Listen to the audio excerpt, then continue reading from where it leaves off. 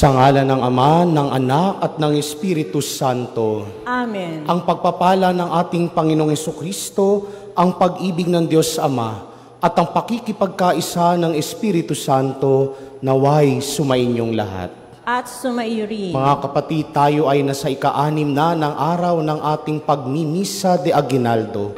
Tampok sa mga pagbasa natin ngayon ang pagdalaw ng mahal na Birheng Maria sa kanyang pinsan na si Elizabeth. Siya ang tagapaghatid ng mabuting balita. Kaya tinagurian na siya rin ang unang ebanghelista, the first evangelizer. Aminin natin ang ating mga kasalanan upang tayo'y maging marapat gumanap sa banal na pagdiriwang.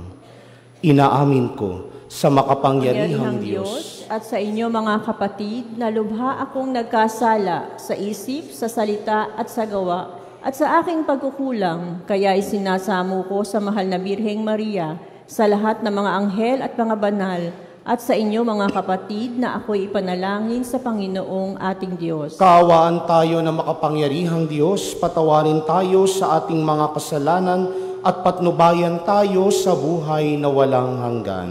Amen. Amen.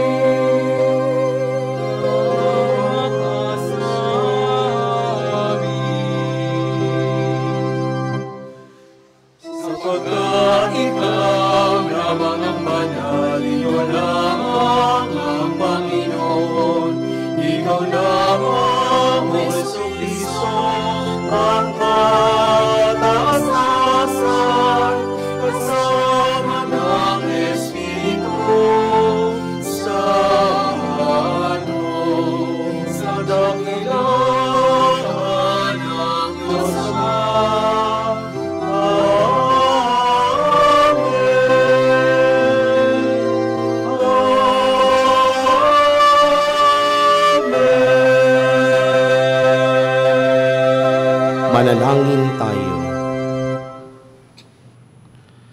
Ama naming makapangyarihan, niloob mo ang iyong salita na ibinalita ng anghel ay maging taong totoo sa sinapupunan ng mahal na Birhen. Ipagkaloob mong kaming sumasampalatayang siya'y ina ng Diyos, ay matulungan niyang dumalangin sa iyo. Sa pamamagitan ni Hesukristo, kasama ng Espiritu Santo, magpa sa walang hanggan. Amen.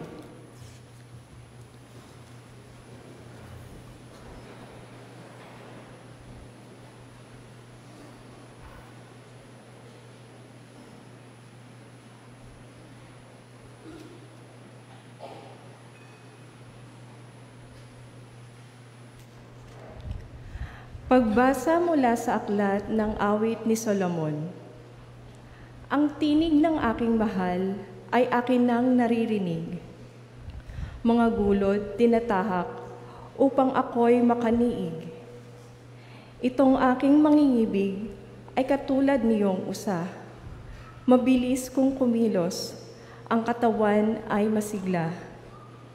Sa tabi ng aming pader, naroroon lagi siya. Sumisilip sa bintana para ako ay makita. Ang mahal ko ay nangusap at ganito ang tinuran. Sa akin ay sumama ka, halika na aking mahal. Lumipas na ang taglamig sa buong lupain at ang tag-ulan ay natapos na rin. Bulaklak sa kaparangan, tingna't namumukadkad na. Ito na nga ang panahon upang tayo ay magsaya. Sa bukid ang mga iboy, humuhuni, kumakanta. Yaong mga bungang igos ay hinog ng para-para, at ang mga punong ubas sa bulaklak ay hitik na. Tayo na nga, aking mahal, sa akin ay sumama ka. Ika'y parang kalapati, nagkukubli sa batuhan. Halika, at ang ganda mo ay nais kong mapagmasdan, at nang akin ding marinig ang tinig mong ginintuan. Ang salita ng Diyos. Salamat sa Diyos. Panginooy papurihan ng tapat niyang sambayanan. Panginooy papurihan ng tapat niyang sambayanan. Ang Panginoong Diyos ay pasalamatan, tugtugin ng alpat, awit ay saliwan. Isang bagong awit, awiting malakas. Kasaliw ang tugtog ng alpang marilag. Panginooy papurihan ng tapat niyang sambayanan. Ngunit ang mga panukala ng Diyos ay mamamalagit walang pagkatapos. Mapalad ang bansang Panginooy Diyos. Mapalad ang bayang kanyang ibinukod. Panginooy papurihan ng tapat niyang sambayanan. Ang ating pag-asay nasa Panginoon. Siya ang sanggalang natin at katulong. Dahilan sa Kanya, kami natutuwa. Sa Kanyang ngalan ay nagtitiwala. Panginooy papurihan ng tapat niyang sambayanan.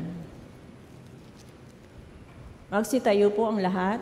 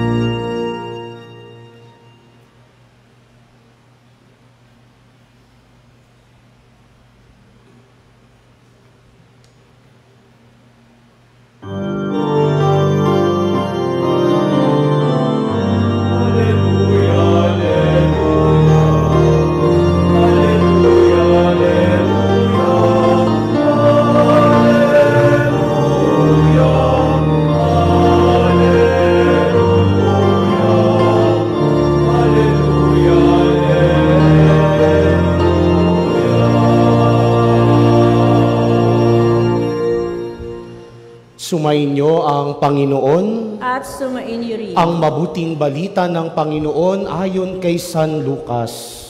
Papuri sa iyo, Panginoon.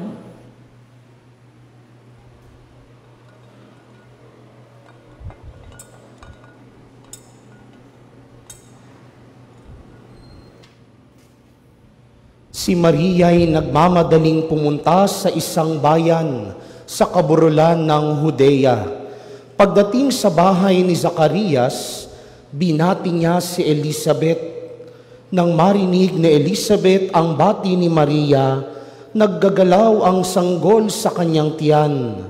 Napuspos ng Espiritu Santo si Elizabeth at buong galak niyang sinabi, "Bukod kang pinagpala sa babaing lahat, at pinagpala naman ang iyong dinadalang anak.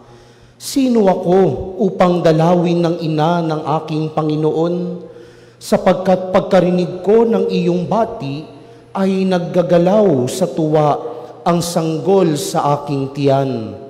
Mapalad ka sapagkat nananalig kang matutupad ang ipinasasabi sa iyo ng Panginoon." Ang mabuting balita ng Panginoon. Pinupuri ka namin, Panginoong Hesukristo. Isang maganda at pinagpalang umaga po sa inyong lahat.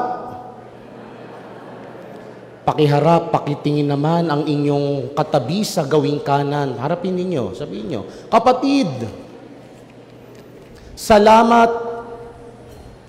Parang wala ta kayong energy ha. Ulitin ulit ha. Lakasan nyo naman. "Kapatid, salamat at narito ka."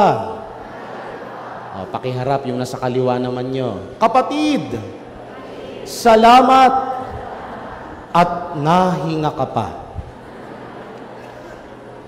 Totoo naman na ang bawat araw na dumadating sa buhay natin ay isang malaking biyaya. Sabi nga, di ba?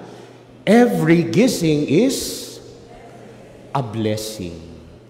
Kaya nararapat lamang nating ipagpasalamat araw-araw ang pagpunta natin dito sa simbahan. Hindi lamang para makapagsimbang gabi, pero para makapagpasalamat. Kaya nga ang simbang gabi, ang siyam na araw, ay tinatawag ding Misa de Aguinaldo.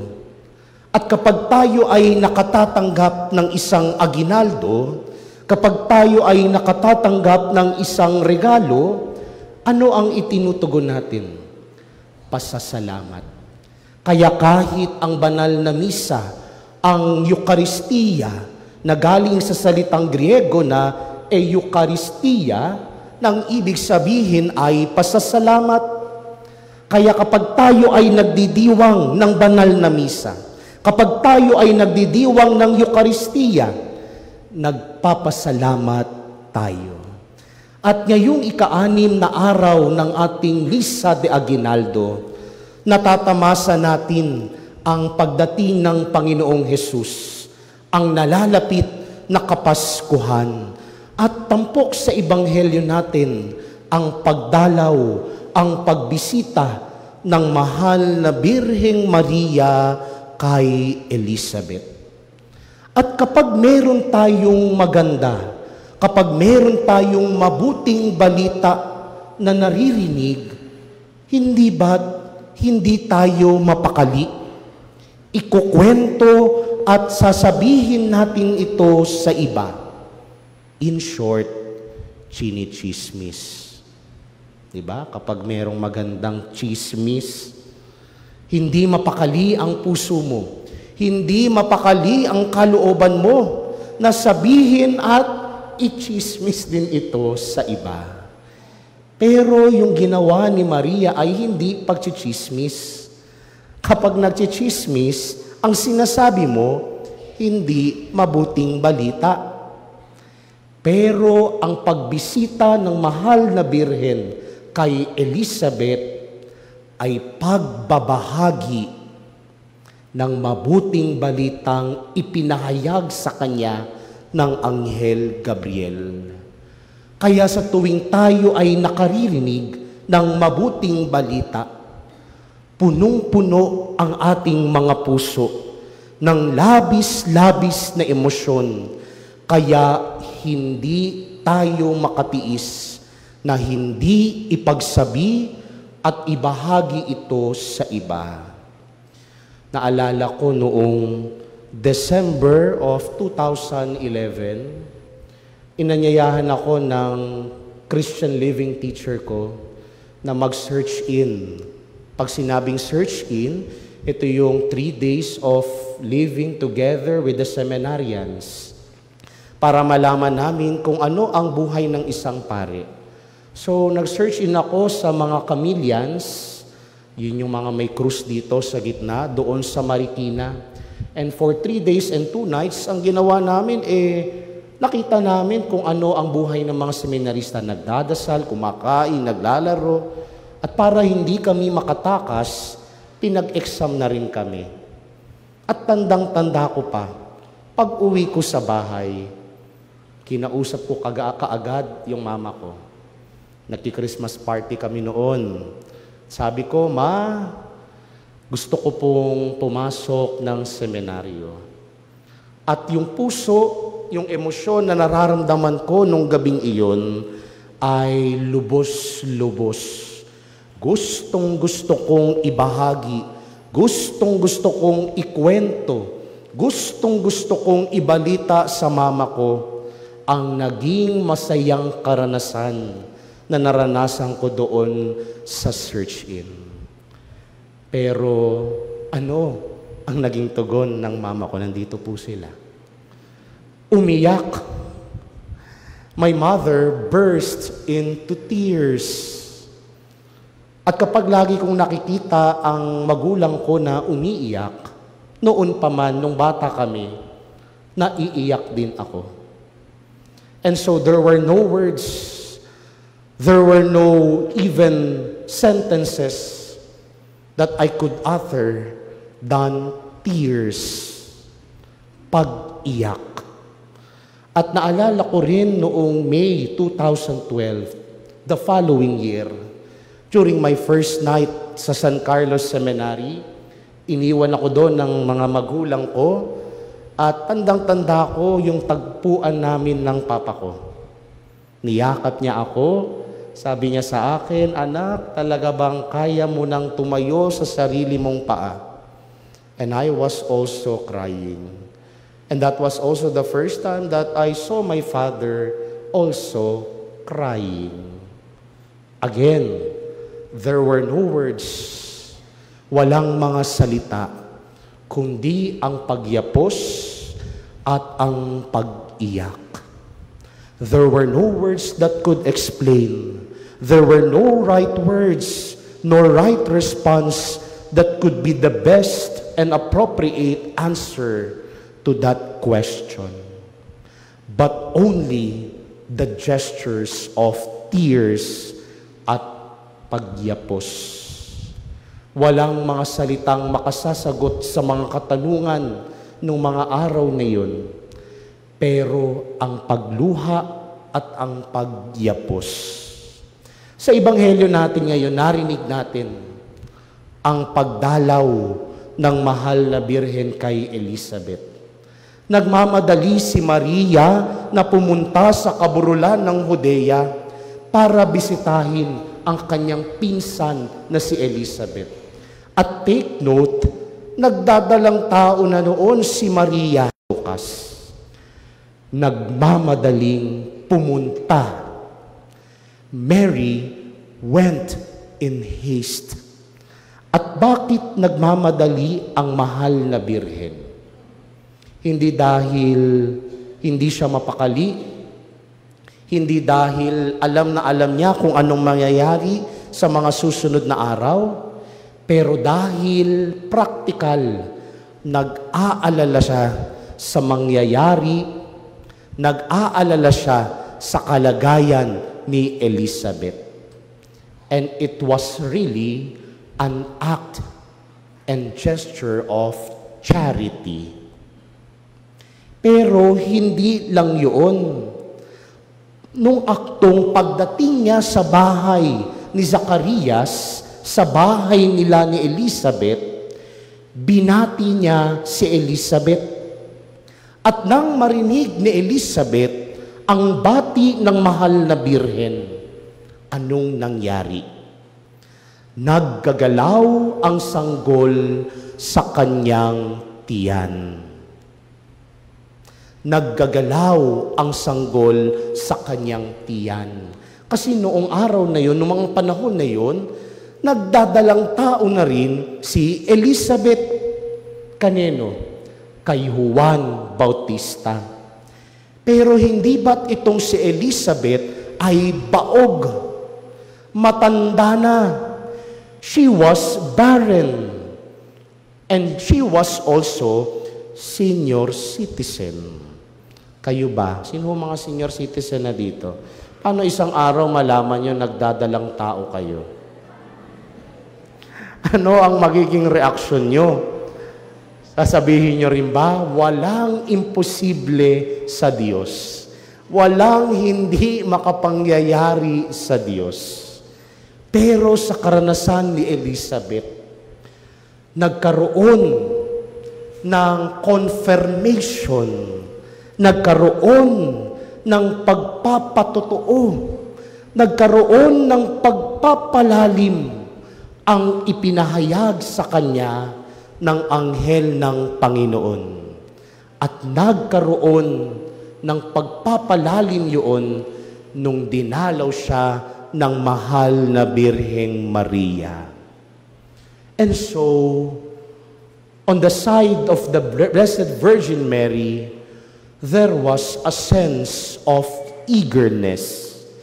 Hindi makontain ni Maria ang kanyang kasabikan, ang kanyang kagalakan, at ang kanyang pag-aalala, kaya nagmadali siyang dalawin at puntahan si Elizabeth.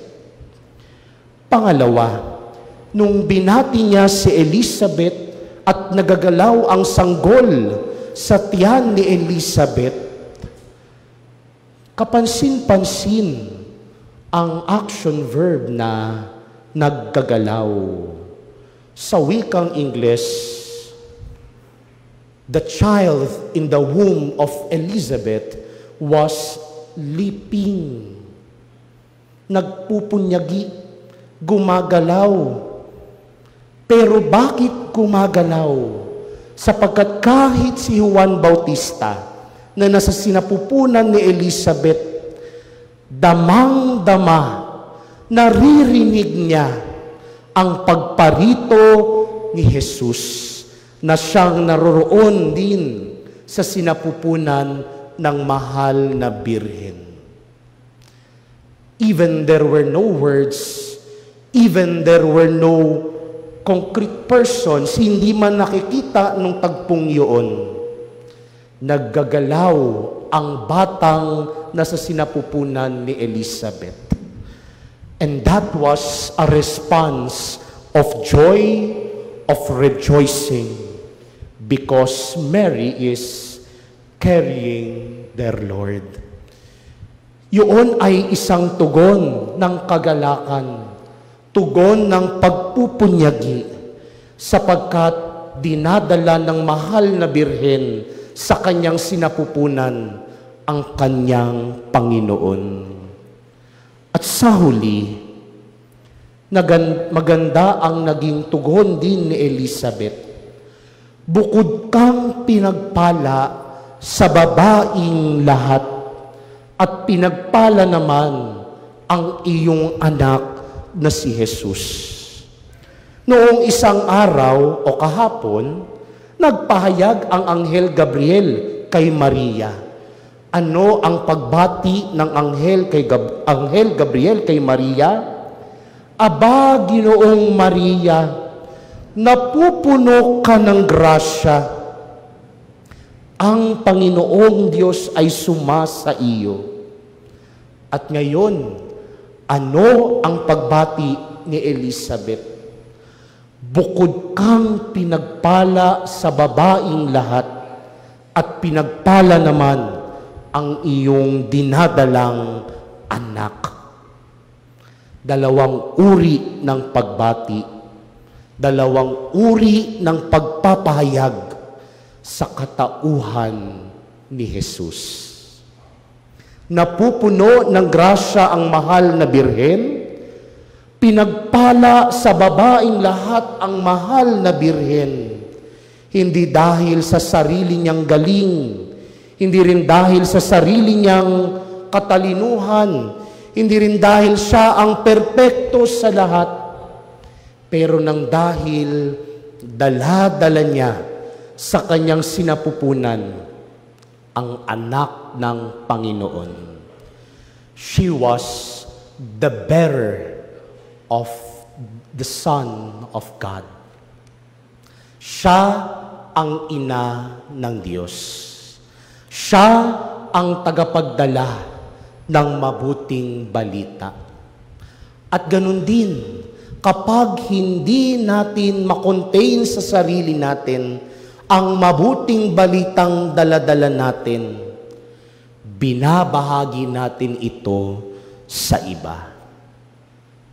Naalala ko noong katapusan ng aming 30-day retreat.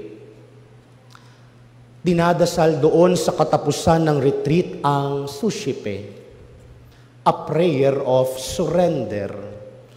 At doon sa panalangin iyon, hindi ko malilimutan ang mga salita ng pagpapaubaya, pagtitiwala sa kakayahan ng Diyos.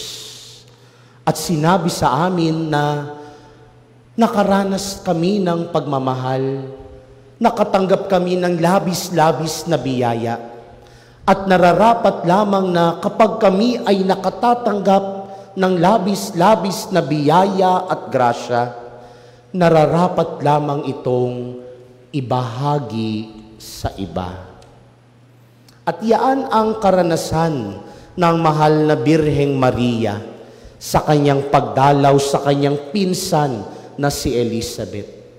At mga minamahal na kapatid, yan din ang paanyaya sa atin ngayong ika-6 na araw ng ating pagsisimbang gabi.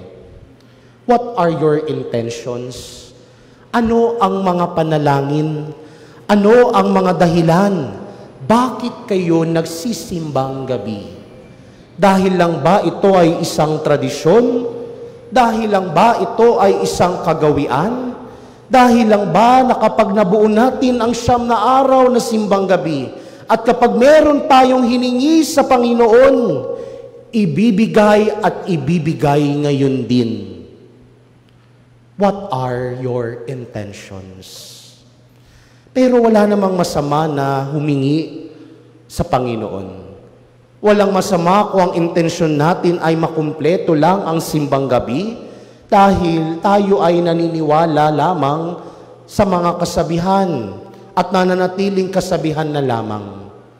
Pero sana makita natin at maunawaan natin ang tunay na diwa ng pagsisimbang gabi. At ito ay isang pasasalamat. sapagkat ang bawat isa sa atin dito ay pinagpahayagan na ng Panginoon ng mabuting balita. Maaring magandang katayuan sa buhay, maaring magandang love life, maaring maganda at masaganang buhay. Marami nang mahiwagang ginawa ang Panginoon sa bawat isa sa atin. Kaya sana ang maging tugon natin sa bawat biyayang ipinagkakaloob ng Panginoon ay pasasalamat. Huwag nating hayaang matapos ang mga simbang gabi na hindi lamang tayo nakapagpapasalamat sa mga biyayang ipinagkaloob at ibinahagi sa atin ng Panginoon sa nagdaang taon. At sana sa darating na Kapaskuhan, ang maging disposisyon din natin ay pasasalamat. Maging karanasan din sana tayo ng pasasalamat sa ibang tao. Amen.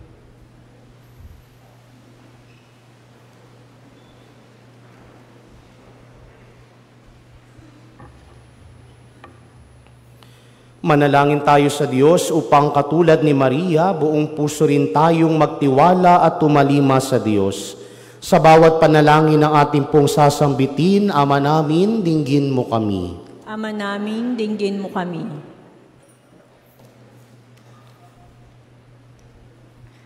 Magbunga nawa ang aming pagdedebosyon sa kamahal-mahalang puso ni Jesus at kalinis-linisang puso ni Maria tungo sa tunay na pagmamalasakit sa ating kapwa. Manalangin tayo sa Panginoon. Ama namin, dinggin mo kami. Mapuspos nawa ng espiritong banal ang mga pinuno ng aming pamahalaan nang sa gayoy manguna sila sa pag-ugit ng pagbangon ng aming bansa. Manalangin tayo sa Panginoon. Ama namin, dinggin mo kami. Naway maging tagapagpalaganap ng pag-ibig at kabanalan ang mga magulang sa bawat pamilya. Nawa ang mga nakatatanda ay maging mga mabubuting gabay at tagapagpayo sa mga kabataan. Manalangin tayo sa Panginoon. Ama namin, dinggin mo kami. Naway kami maging bukas palad na pamayanan na nagbabahagi ng talino, oras, at pag-ibig sa kapwa bilang tanda ng aming pasasalamat sa lahat ng biyaya ng Panginoon. Manalangin tayo sa Panginoon. Ama namin, dinggin mo kami. Tahimik nating idalangin ang ating mga sariling kahilingan.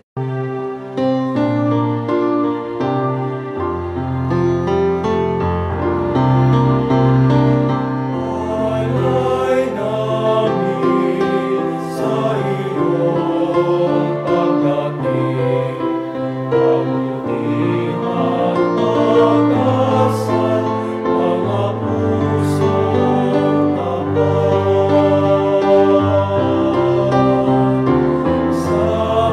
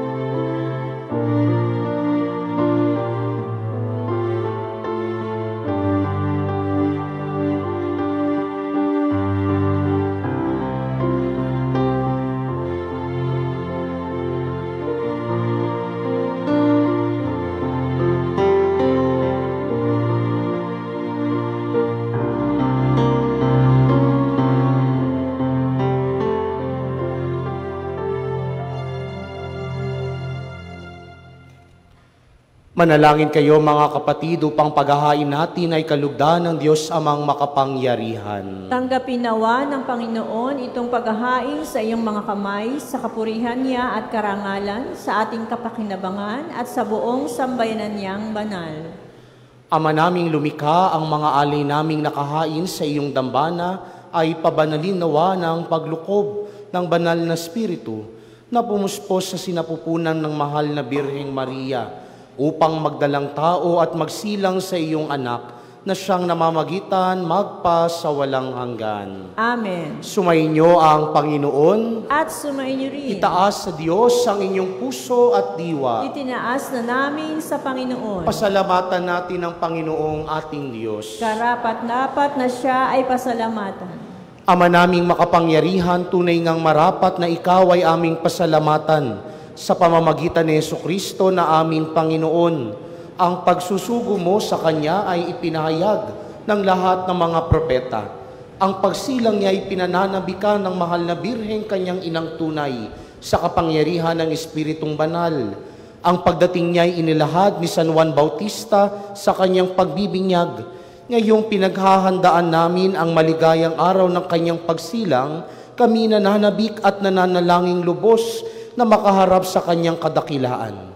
Kaya kaisa ng mga anghel na nagsisiawit ng papuri sa iyo ng walang humpay sa kalangitan, kami nagbubunyi sa iyong kadakilaan.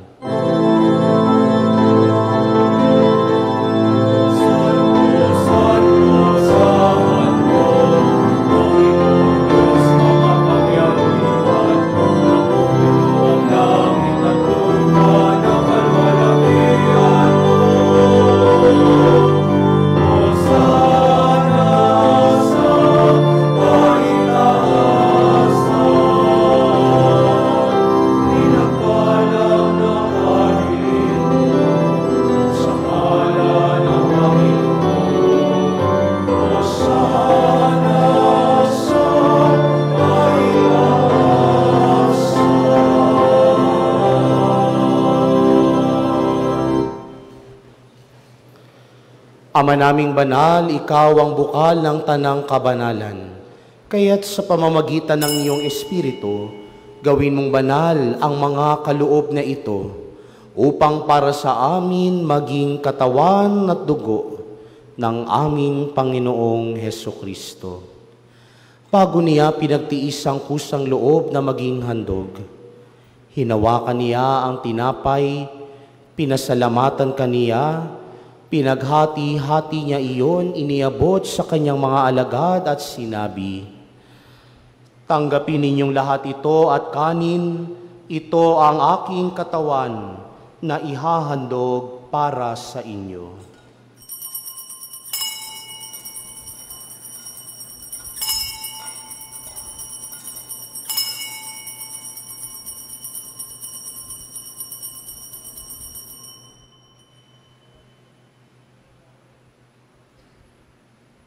Gayon din naman noong matapos ang hapunan, hinawakan niya ang kalis, muli kanyang pinasalamatan. Iniabot niya ang kalis sa kanyang mga alagad at sinabi, "Tanggapin ninyong lahat ito at inumin, ito ang kalis ng aking dugo, ng bago at walang hanggang tipan, ang aking dugo na ibubuhos para sa inyo at para sa lahat, sa ikapagpapatawad ng mga kasalanan. Gawin ninyo ito sa pag-alala sa akin."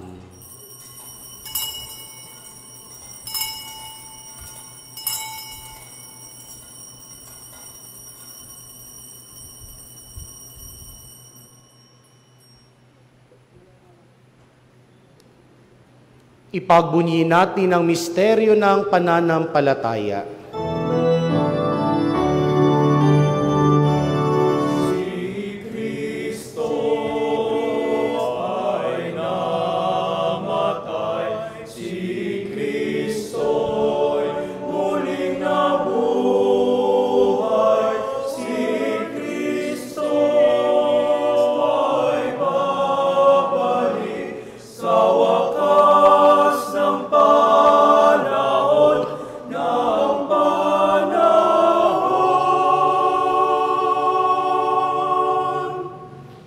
Ama, ginagawa namin ngayon ang pag-alala sa pagkamatay at muling pagkabuhay ng iyong anak. Kaya't iniaalay namin sa iyo ang tinapay na nagbibigay buhay at ang kalis na nagkakaloob ng kaligtasan. Kami nagpapasalamat dahil kami iyong minarapat na tumayo sa harap mo para maglingkod sa iyo. Isinasamo namin kaming magsasalo-salo sa katawan at dugo ni Kristo ay mabuklod sa pagkakaisa sa pamamagitan ng Espiritu Santo. Ama, lingapin mo ang iyong simbahang laganap sa buong daigdig. Puspusin mo kami sa pag-ibig, kaisa ni Francisco na aming Papa at ni Jose na aming Obispo at ng Tanang Kaparian.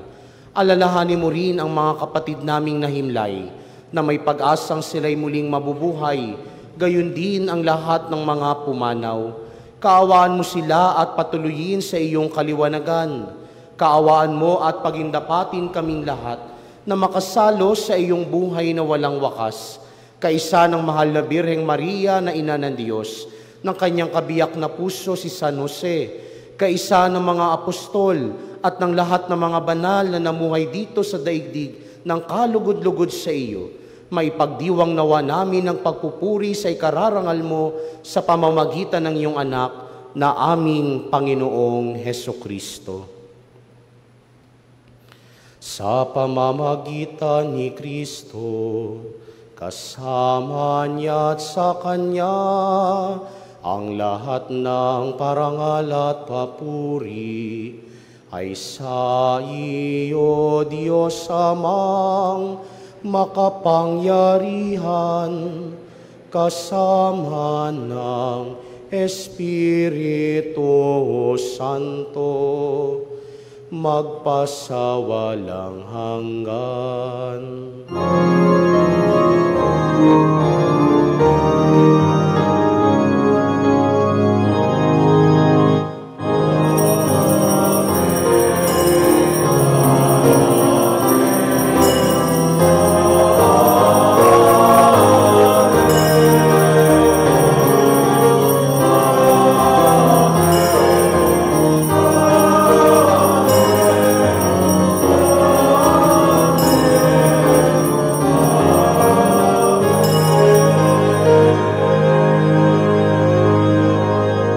Sa tagubili naman nakag...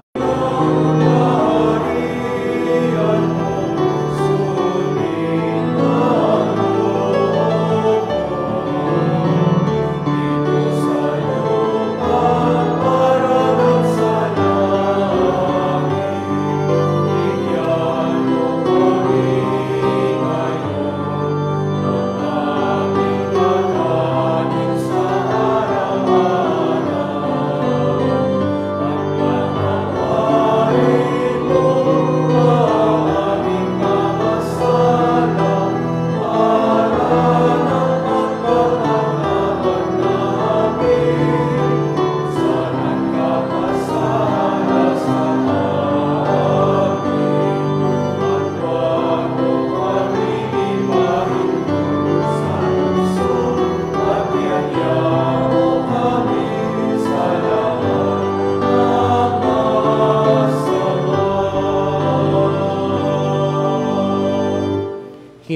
namin kaming iadya sa lahat ng masama, pagkalooban ng kapayapaan araw-araw, iligtas sa kasalanan at ilayo sa lahat ng kapahamakan, samantalang aming pinananabikan ng dakilang araw ng pagpapahayag ng tagapagligtas naming si Hesukristo.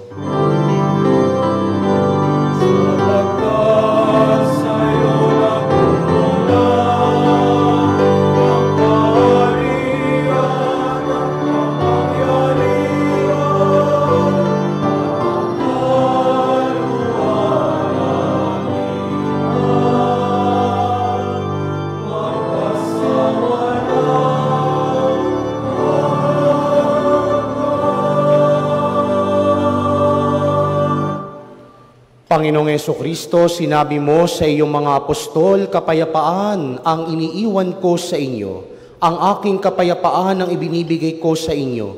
Tunghayan mo ang aming pananampalataya at huwag ang aming mga pagkakasala.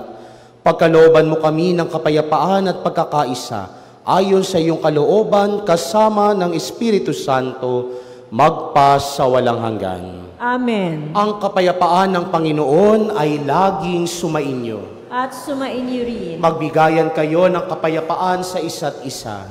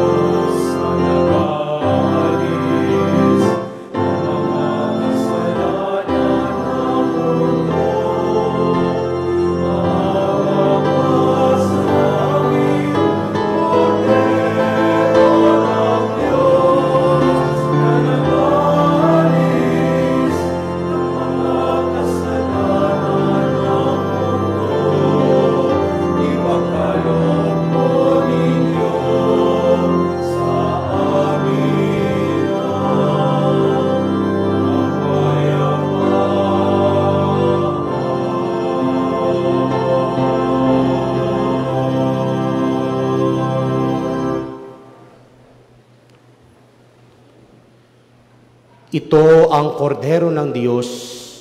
Ito ang nag-aalis ng mga kasalanan ng sanlibutan. Mapapalad tayong mga inaanyayahan sa kanyang piging. Panginoon, hindi ako karapat-dapat na magpatuloy sa iyo, ngunit sa isang salita mo lamang ay gagaling na ako.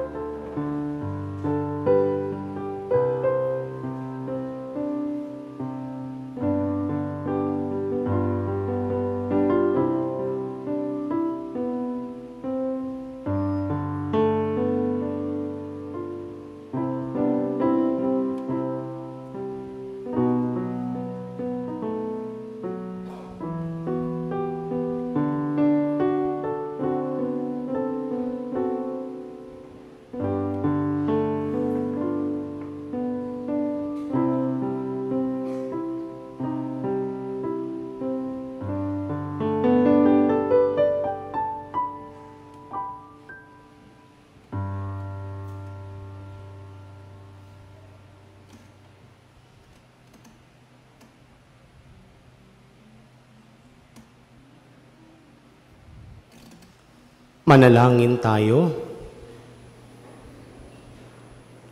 Ama naming mapagmahal, sa aming pagsasalo sa banal na hain, lagi nawa naming madama ang iyong kagandahang loob upang kami magkamit ng kaligtasan, pakundangan sa pagkakatawang tao ng iyong anak, ngayong aming ginugunita ang kanyang ina, sa pamamagitan ni Jesucristo, kasama ng Espiritu Santo, magpa sa walang hanggan. Amen. Sumainyo ang Panginoon. At sumainyo rin. Yumuko habang iginagawad ang pagbabasbas. Ang makapangyarihang Diyos Ama ng bugtong na anak na naparito na noon at hinihintay nating bumalik ngayon ay siya nawang magpabanal sa inyo, pakundangan sa liwanag ng kanyang pagdating, at siya rin nawang pumuspos sa inyo sa pagpapala ngayon at magpa sa walang hanggan. Amen. Patataginawa niya kayo sa pananampalataya, paligayahin sa pag-asa, at pakilusin sa pag-ibig na puspos ng sigla, ngayon at magpa sa walang hanggan. Amen. Kayong nagagalak sa pagdating na nagkatawang taong manunubos ay puspusinawa niya ng gantimpalang buhay na di matatapos kapag siya'y dumating na may kadakilaang lubos, magpa sa walang hanggan. Amen. Pagpalain kayo ng makapangyarihang Diyos, Ama at Anak at ang Espiritu Santo. Amen. Naialay na ang banal na misa, humayo kayong taglay ang kapayapaan at pag-ibig ni Kristo. Salamat sa Diyos.